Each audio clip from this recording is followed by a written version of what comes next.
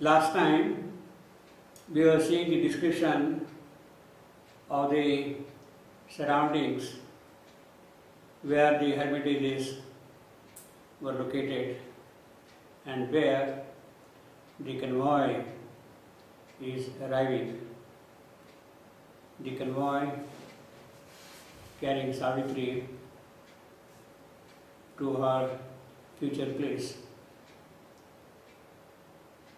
Let us read a few lines first before we can look into some of those details. Nature's primeval loneliness was here.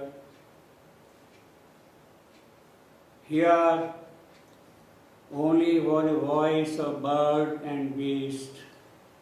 The ascetics exiled in the dim souled huge inhuman forest, far from the cheerful sound of man's blithe converse and his crowded days.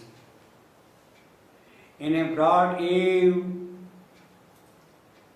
with one red eye of cloud, through a narrow opening, a green flowered cleft, out of the stair of sky and soil, they came into a mighty home of emerald dusk.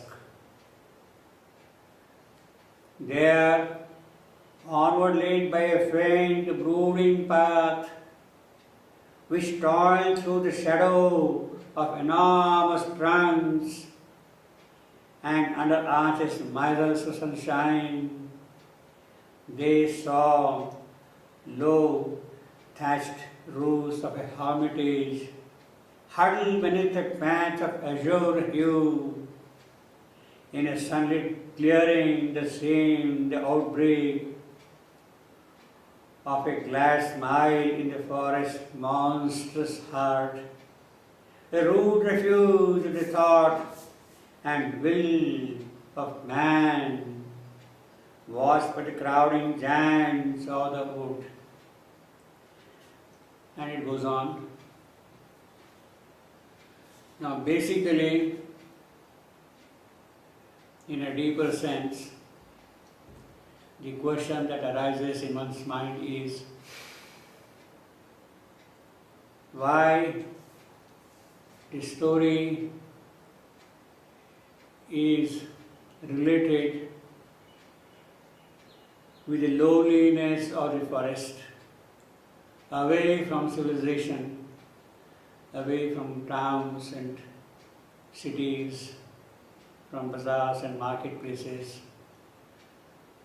in the deep forest, where not even one human step is seen or observed, but are only a group of thatches where live the sages and seers and rishis and their disciples.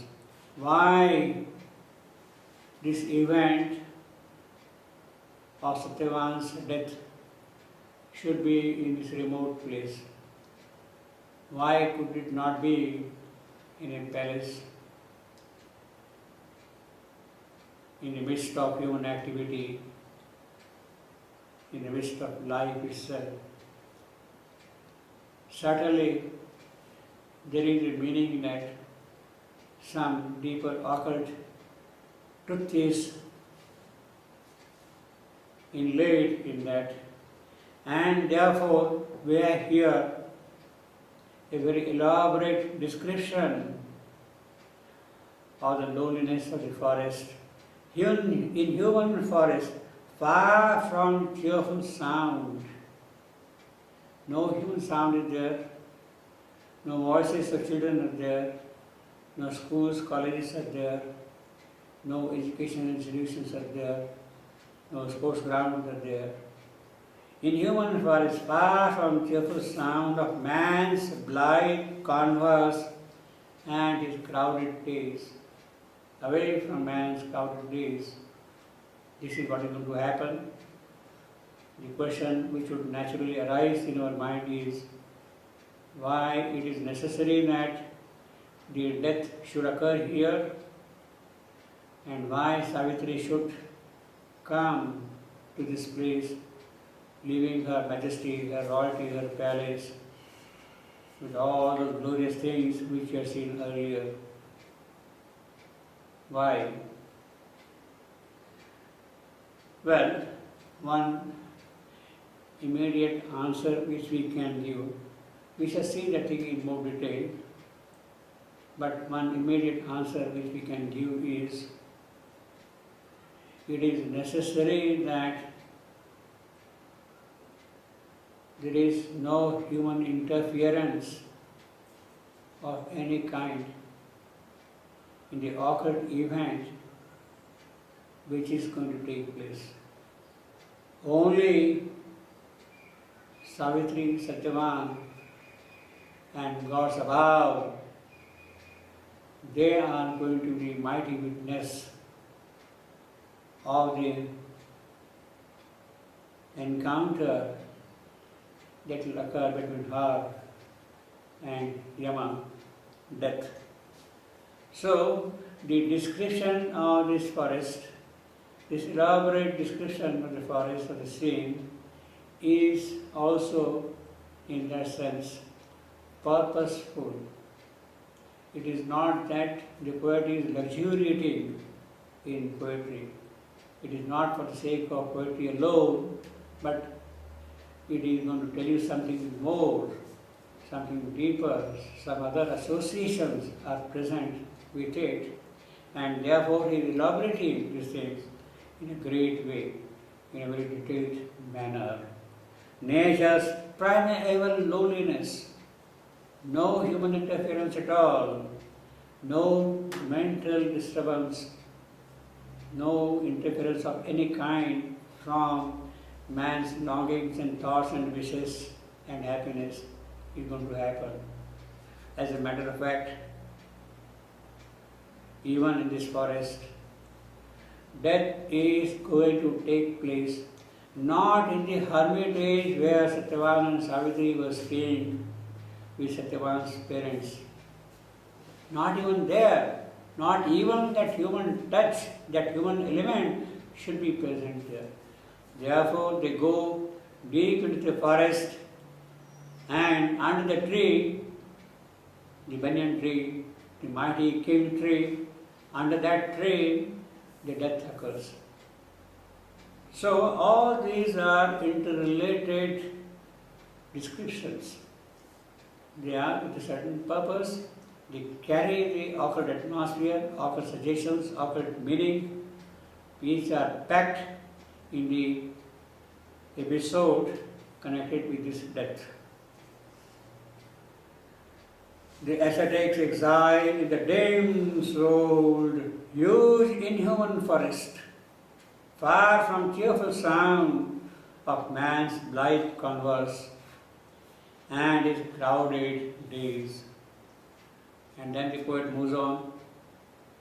In a broad eve, he has come up to the entrance point of the hermitages, Parnakutis, where we had number of rishis living, where in one of the Parnakutis, in one of the thatches, Jumasena, his wife Shaibya, and their son Satyavan are also living. So the whole convoy is now arriving at the entrance point of that hermitage. In a broad eve with one red eye of cloud, so it is toward the evening that they are coming to the hermitage, and the cloud in the sky is red because of the sunlight falling from behind. In a broad eve with one red eye of cloud, through a narrow opening of the trees and forests, through a narrow opening, a green flowered cleft out of the stare of sky and soil, they came into a mighty home of emerald dusk, the green evening of the forest. It is toward the evening that the convoy is arriving at the hermitage. Now, in this long description of about 100 lines, Savitri is coming to the hermitage. Her passage through the Aryavarta from place to place is described in great detail, but we have no idea yet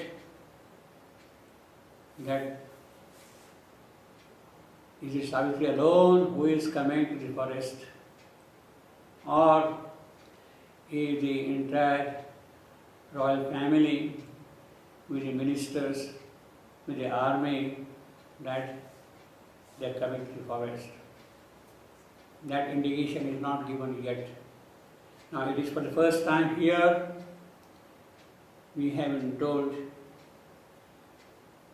remotely, suggestively, out of the stare of sky and soil, they came. Who are these they? And that has been left undefined in Sri Bandhu Savitri. They came, he has not defined in his Savitri. Obviously, one obvious suggestion, idea, notion could be that it is a royal convoy who is accompanying Savitri. But that royal convoy would still not mean that her parents are also present. It could be some high minister who is carrying Savitri to her destined place. She had gone from place to place in search of a life partner, accompanied by a royal convoy. Some high minister was there, and it is he who was taking Savitri to different palaces, to different kingdoms, and moving on. So is it that convoy again which is bringing back Savitri to the hermitage? Now that has been left undefined in this Savitri. But we have a very explicit description of it in the Mahabharata Savitri. What happens exactly is described in sufficient detail in the Mahabharata Savitri. But before we come to that, let us see how the poetic art becomes so beautiful, so charming, so appealing to the readers of Savitri. What great inspiration is there behind these simple lines. In a broad eve with one red eye of cloud, this is one of the rarest kind of a description in Savitri. Broad eve with one red eye of cloud, looking into all these things, future, what is going to happen and all that. Now, this is a description in the poetic language, in the language of a literary critic, belonging to what is called the Keatsian detail. John Keats, the romantic poet, Keats, has such wonderful details in his poetry. And this is one of the most telling passages in Savitri, where we have a Keatsian element present in this description. And a broad eve with one red eye of cloud is absolutely Keatsian, belonging to the quality of the poetry of Keats. And Sri Bandhu snatched it, got it. How? Because it is kind of flowing into his veins, into his poetic structure, into his poetic soul, and it comes out very naturally at appropriate points of time, the moment there is an opening for that inspiration. It happens. and a broad eve with one red eye of cloud. This is what I have been saying in the Christian description. Now, let us see a couple of examples connected with the minuteness with which Keats describes some of these things in his poetry. And then we can really appreciate how much Rabindranath has assimilated the English poetry and recreated his own poetry in that way. Here are a couple of lines from Keats. See, one line is something like this: Vesper, that is Venus, that is the evening star. He is describing about Vesper, the evening star, Venus. Very beautiful star, Venus, of course, the goddess of beauty. Amorous glow warm the sky. He sees in the evening star. And the description is also about the evening, what she will be describing. Red eye in cloud. Here, instead of red cloud, we have got Vesper in Keats. And how does that star, that planet rather, scientifically speaking, it looks like a glowworm in the sky. Now, these are minute details with which Keats develops his poetry. His inspiration is full of such minute details. After all, what is a star in the sky, evening star, Venus? It is a glowworm in the sky. Now, see, the magic again is something which is very attractive in the sense that when he is talking of Vesper, Venus, the evening star, Venus, the goddess of beauty herself, and he is connecting that thing with glowworm. Obviously, again in the evening, night, and Savitri's description is also about the evening, red eye in the evening. Glowworm of the sky. Now, biologically, it is the female glowworm which glows in the night, and not the male. You see, not the male. Venus, Vesper, they are all related to the female. So the appropriateness of the simile is biologically also perfect. There is no discordance there anywhere, you see. Amorous glowworm of the sky, that is how it is described. So the details are very minutely caught and represented in his poetry in that manner, and that is exactly what we have in Savitri also. In a broad eve with one red eye of cloud, every detail is purposeful, meaningful, is correlative also, you see, in a sense. Then there is another passage from Keats. Let me read that thing also. A voice flowed on. He is personifying voice. Voice flowed on like timorous brook. Timorous brook. In the night, it is evening, in the forest, a lonely, frightful brook is flowing on. A voice flowed on. How? Like timorous brook that, lingering along a paved coast, doth fear to meet the ocean. The brook is moving along the paved coast towards the sea, but it is kind of afraid. It is timid. And that is how the voice which he is describing of his is also coming here.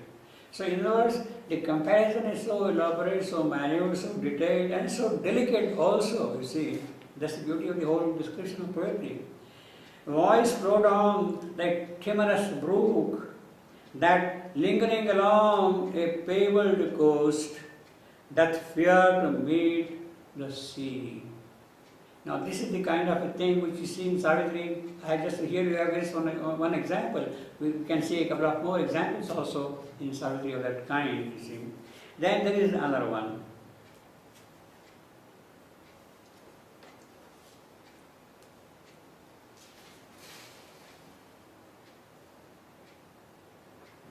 One trance waking into another. She began to sing. See, whosoever is singing, how she is singing, as if one trance is waking into another trance, as if one dream is waking into another dream. It is that kind of a detail which is very rare, which is very precious also. Waking from a dream into another dream. It is in that manner somebody is singing. So the aptness, the simile or the details is very appealing.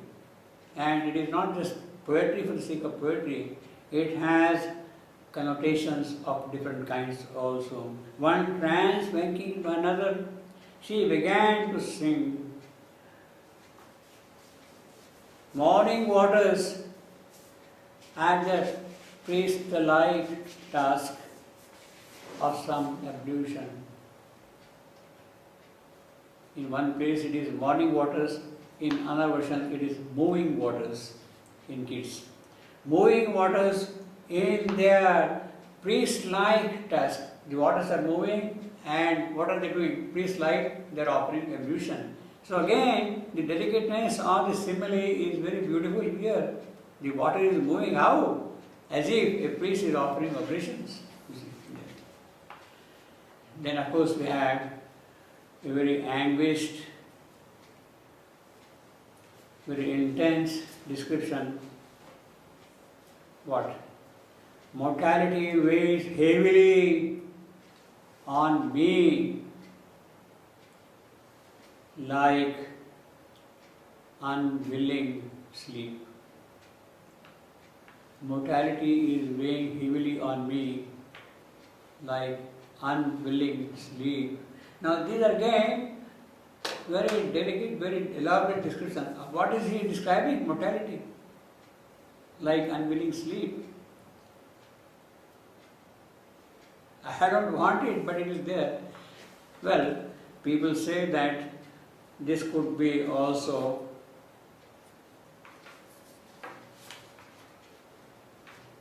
a kind of advanced knowledge that Keats was going to die pretty soon. It may be, it may not be. That doesn't concern us.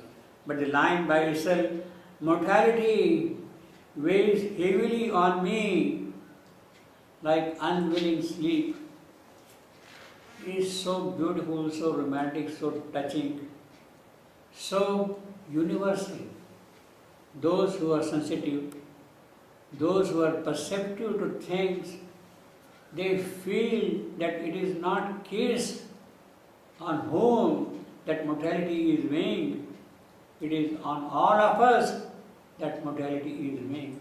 He has found a universal utterance in that particular phrase. And how? Like unwilling sleep. I don't want the sleep, but it is still pressing me on to sleep.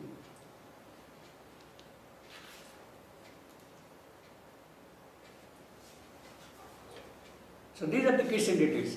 This is what I was trying to say. Now,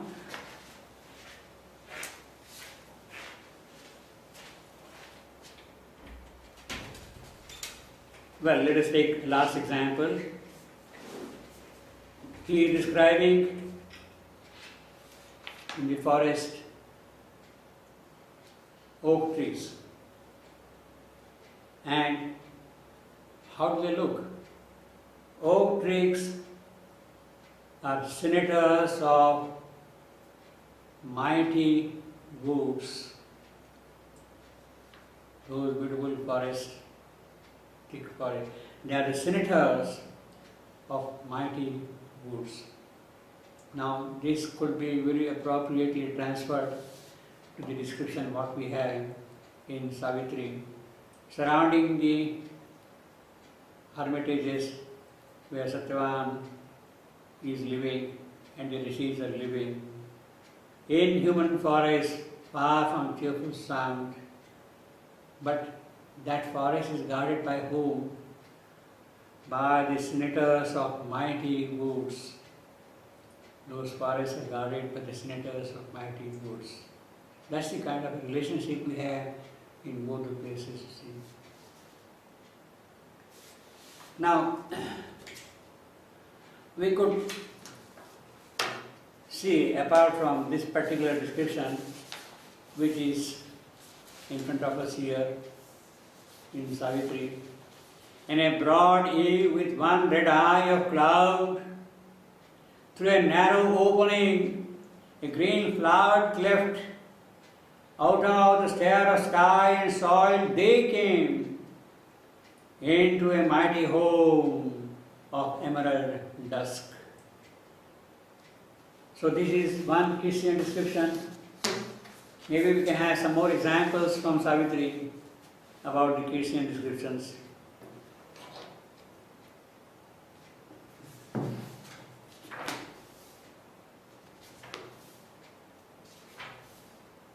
It is good to enjoy this poetry, and therefore I would like to do that kind of a thing, you see. Because the poetry will move on, and of course the yoga also will move on, you see, but this is also a part of yoga, you see.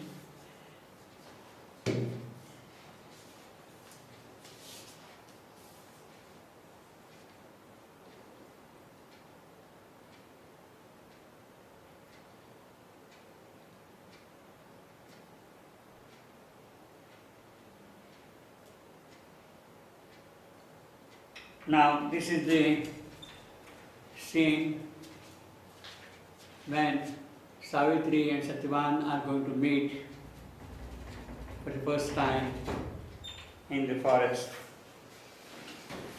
And the scene is very, very beautifully, very delicately described by the poet. That a spiritual poet can also be so romantic is one of the most wonderful things that can happen in Sri Aurobindo spirituality, which is so rich in every respect, and its true sense of the romantic nature, the joy of the psychic emerging and flooding every aspect of your life. That is what romantic means. At first, her glance that took life's million shapes, she is looking everywhere. She is going, her chariot is going from place to place, she is looking everywhere in the forest. At first, her glance that took life's million shapes, impartially to people, his treasure house, along with sky and flower and hill and star. See, again he is using singulars. Along with sky and flower and hill and star, as we have seen last time also, hill and star, dwelt Radha on the bright, harmonious scene where she is going to meet Satyavan. That is, of course, going to be a harmonious scene, obviously. And then it saw the green gold of the slumberous sward, the grasses quivering with slow winds that trade, the branches haunted, but the wild birds that call.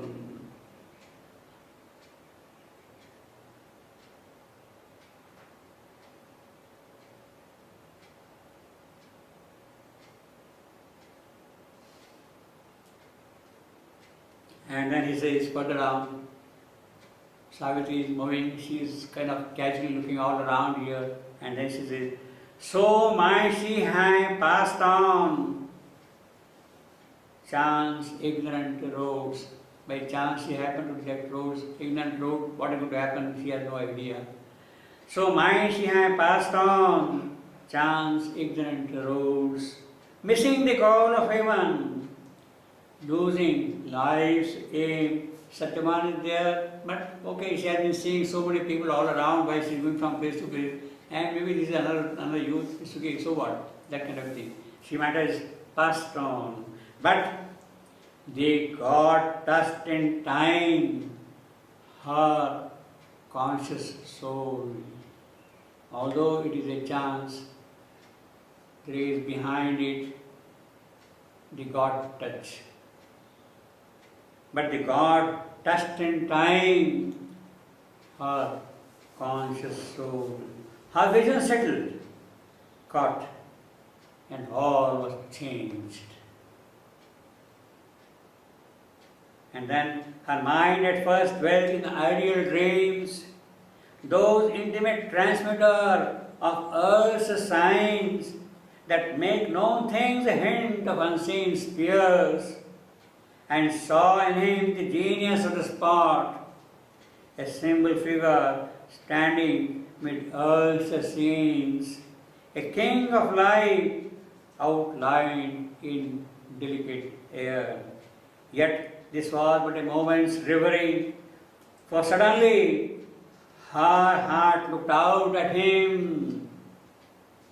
The passionate seeing youth's thought cannot match, and knew one nearer than his own close thing.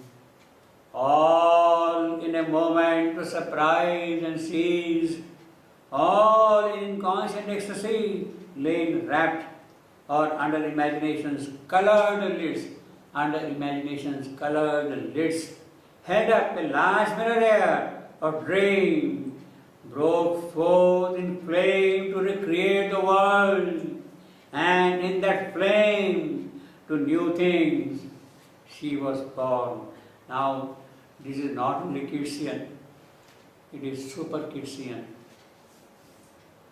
This passage is elaborate in detail in every respect, is of course Keatsian, but it is something which even kids cannot achieve. It is super Keatsian. All in a moment was surprised and seized, all in inconscient ecstasy, lay wrapped or under imagination's colored lids, held up in a large mirror air of dream, broke forth in flame to recreate the world, and in that flame to new things she was born. Well, that is how we have the romantic element, which is far beyond Kalidas and Keats, which is spiritually psychic, at the same time psychically spiritual, present in Savitri. It is not aesthetic romanticism, it is spiritually psychic and simultaneously psychically spiritual. That is what we have in this modernity passage, which a non-yogi cannot even imagine. However, a good poet maybe he cannot get that kind of an inspiration. All in a moment was surprised and seized, all in conscious ecstasy lay wrapped or under imagination's colored lids, held up in a large mirror air of dream, broke forth in flame to recreate the world, and in that flame to new things she was born. That is the new birth of Savitri. She had discovered love suddenly because the God touched in time and a new birth had taken place.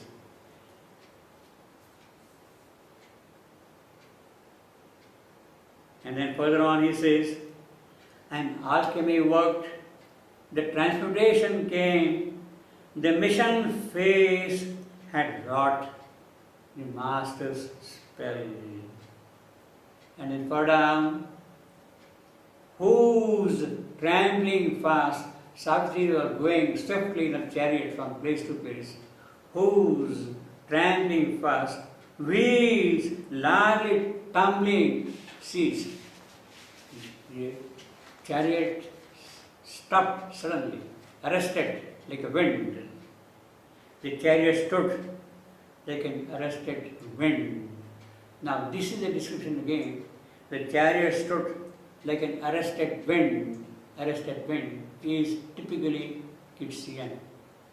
The phrase is not Keats, but the quality of poetry is Keatsian. The chariot stood like an arrested pen. Okay, let us see one last example.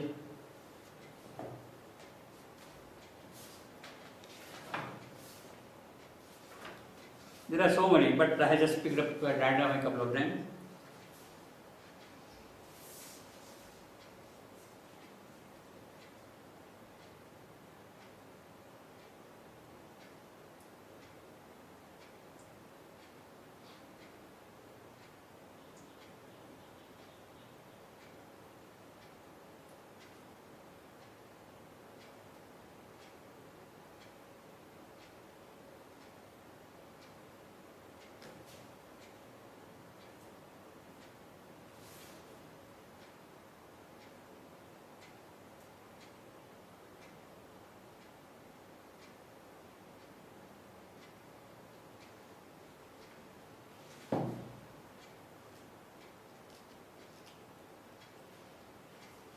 Yeah, Savitri is answering back to Yama,